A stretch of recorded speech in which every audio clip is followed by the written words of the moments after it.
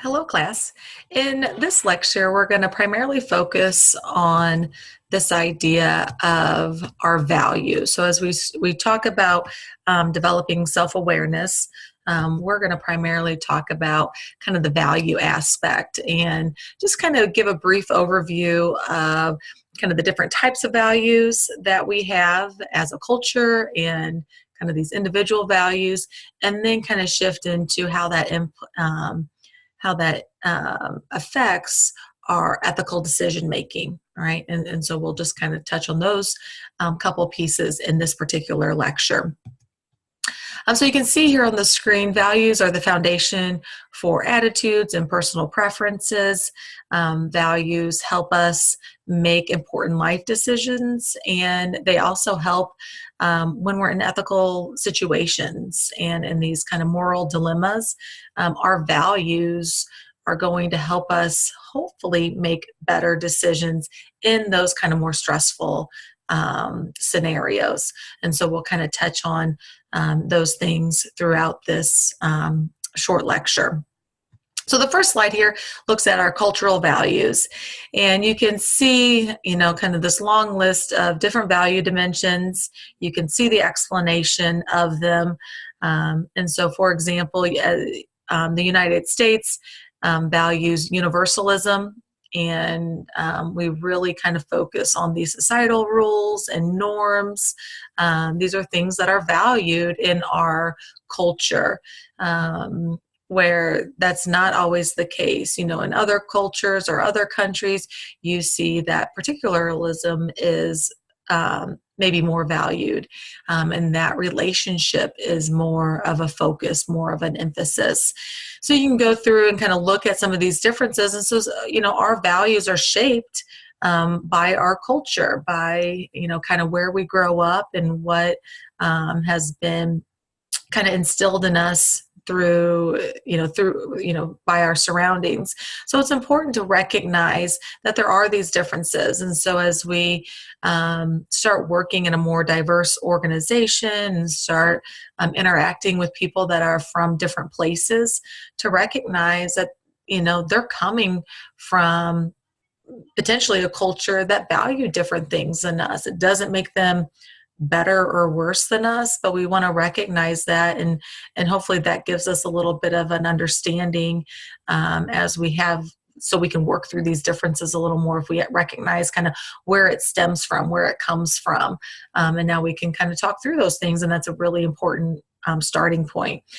So our cultural values definitely have an impact on our own individual values.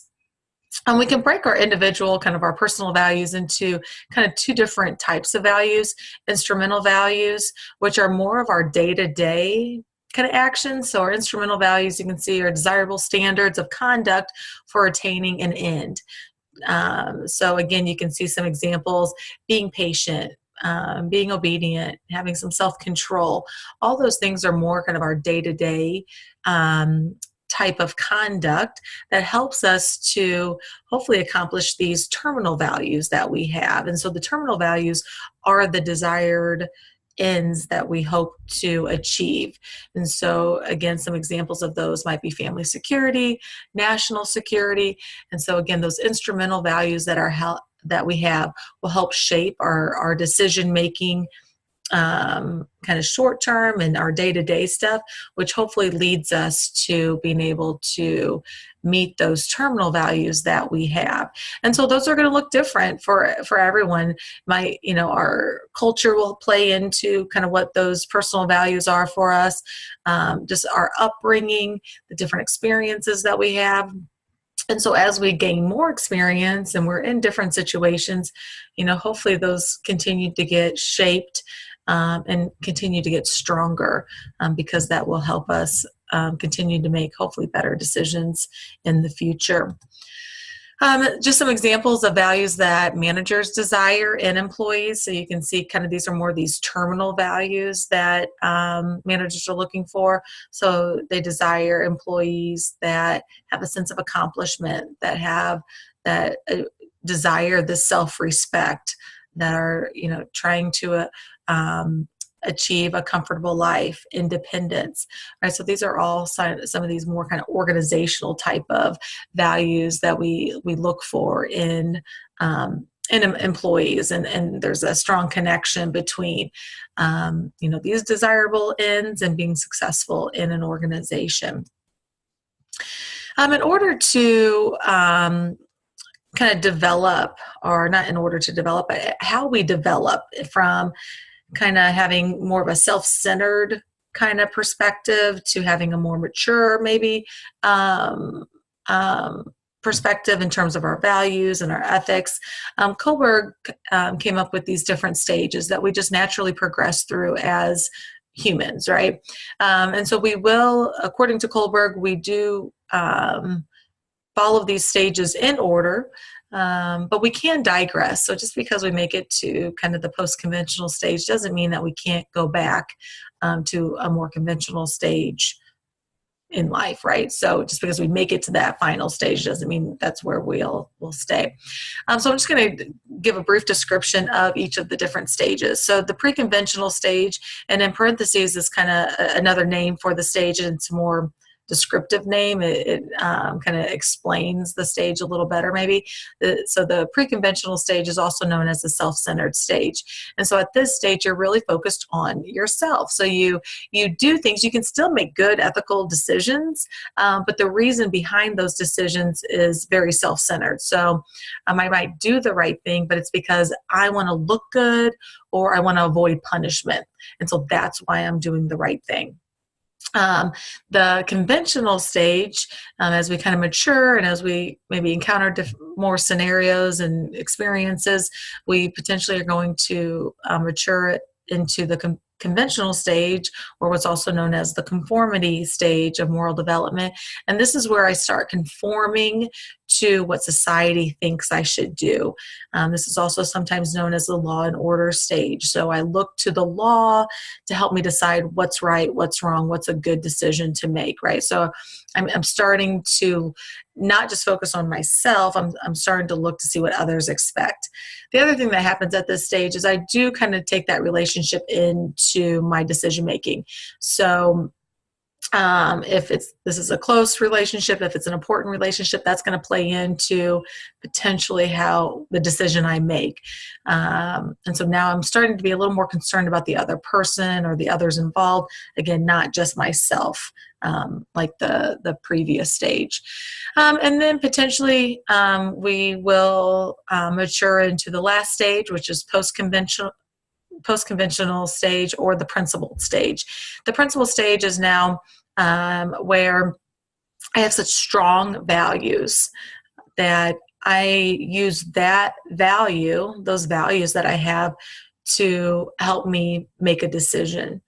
So the difference here is that the values that I have might go against what the law says I should do. My values might go against what society thinks I should do.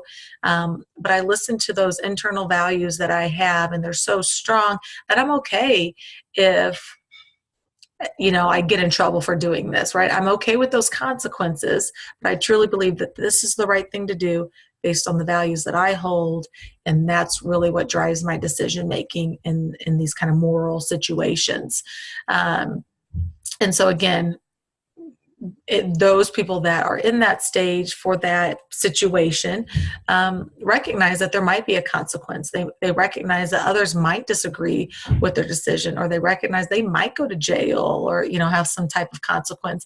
And again, they're okay with that because they feel so strongly about this decisions based on the values, the principles that they hold on to. I will say that most adults will fall into that conventional stage of moral development. They'll stay there. There might be a scenario, there might be a situation that pops up that really speaks to some core values that they have. And so maybe in that kind of scenario, they go to a more post-conventional type of decision making.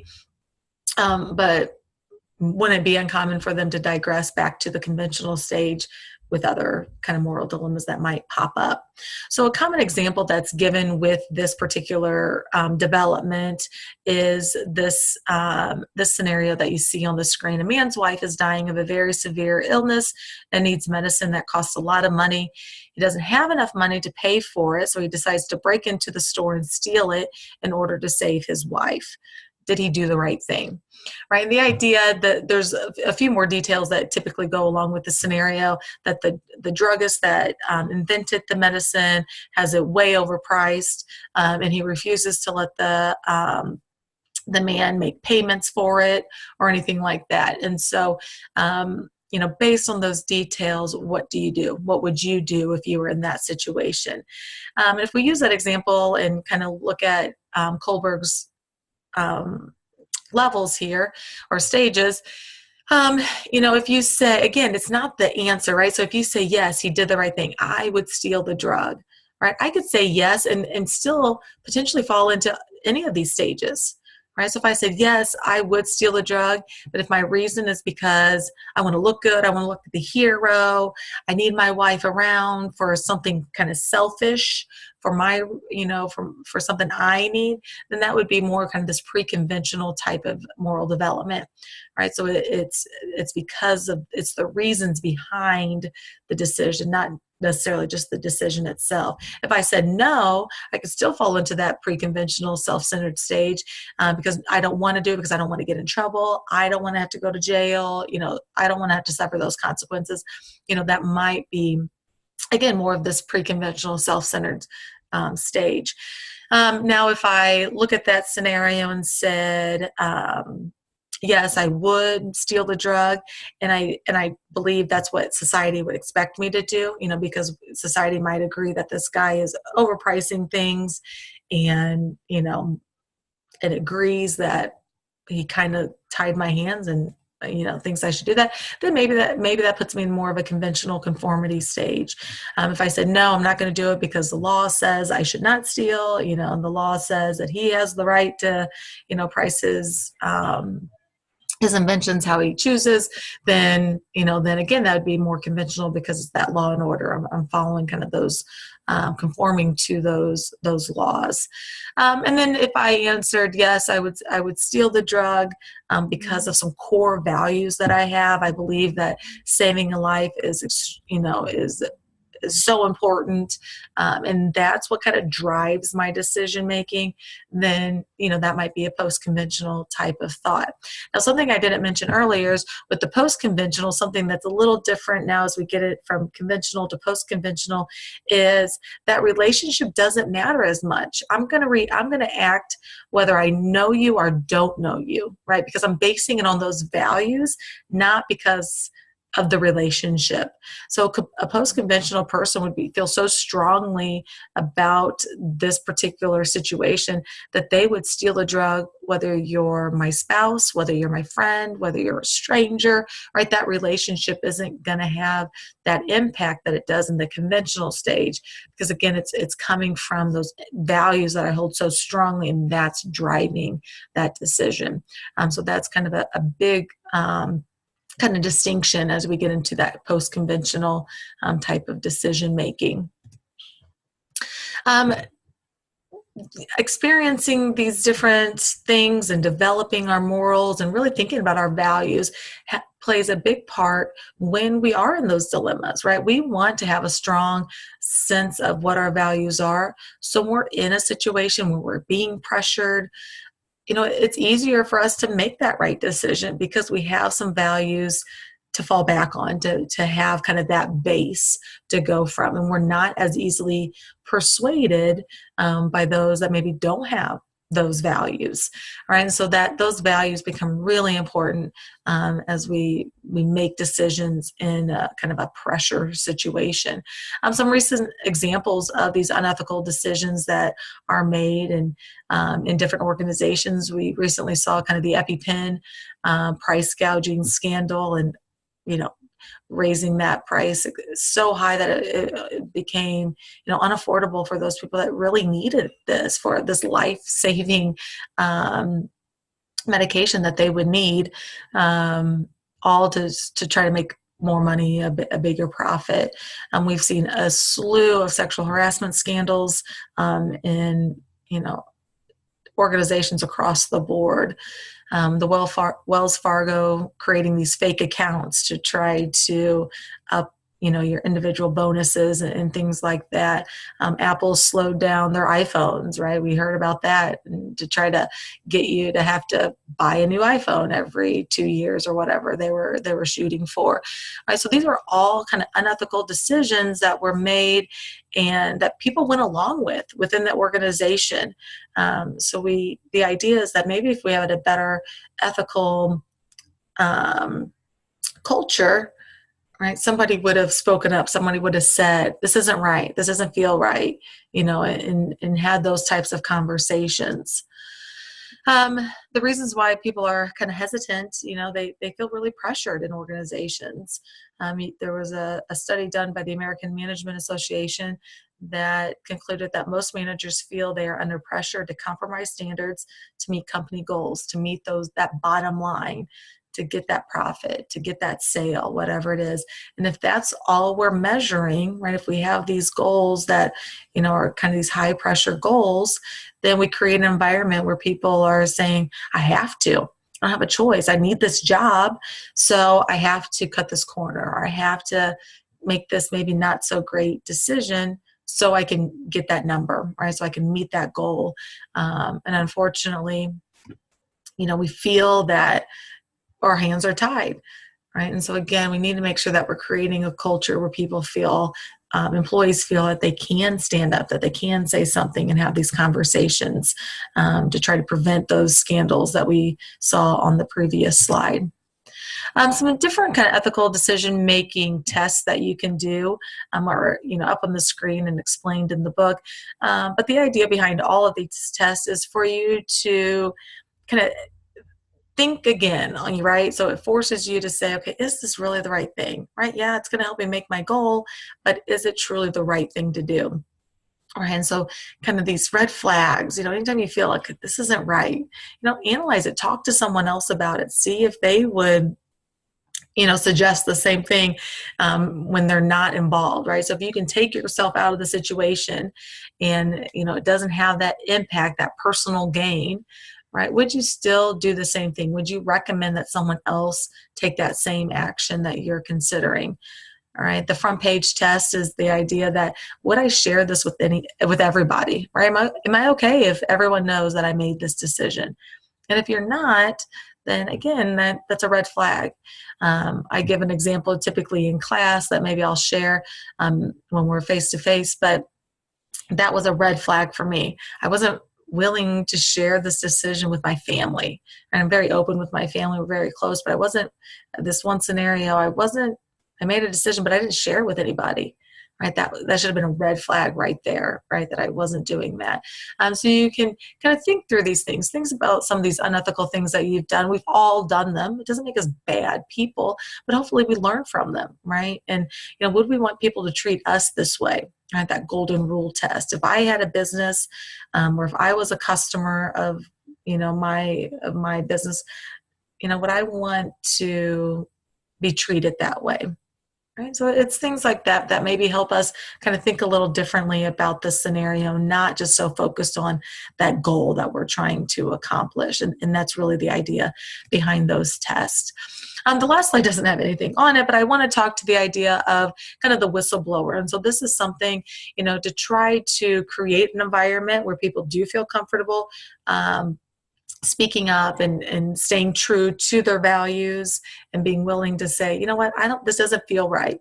Organizations need to, train their employees, top leadership need to make sure that they're practicing these ethical decision making and, saying it and acting it, right? And having kind of this whistleblower protection. So a whistleblower is someone who's willing to speak up and say, hey, this isn't right. Okay. It's really scary to do that, especially if you think about speaking up, it's my boss that's wanting to make this decision. So if I go against what my boss says, who are they going to believe, my boss or me? The subordinate, the non-management employee, the new employee, right? My boss has been here for years and I'm new. Why would they believe me over him, right? And so this becomes the dilemma of the whistleblower, because I need this job. Right. So, but if I speak up, I might get fired. Might get really bad assignments, or I might be punished in some way, retaliated against.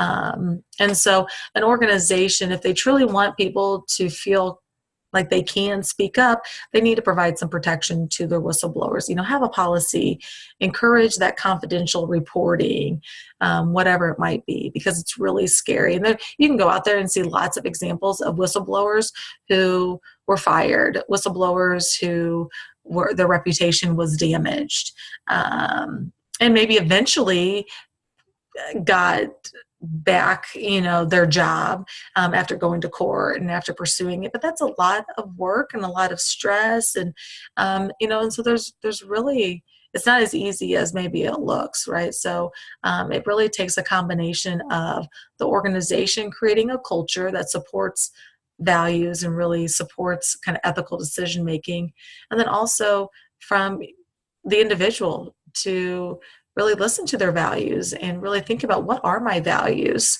and having them be a base for those decisions that are made within the organization, and be willing to voice those concerns and stand up for yourself and for others. All right, so that's the first part, or one of the pieces of self-awareness, recognizing and learning more about your cultural values and your own personal values.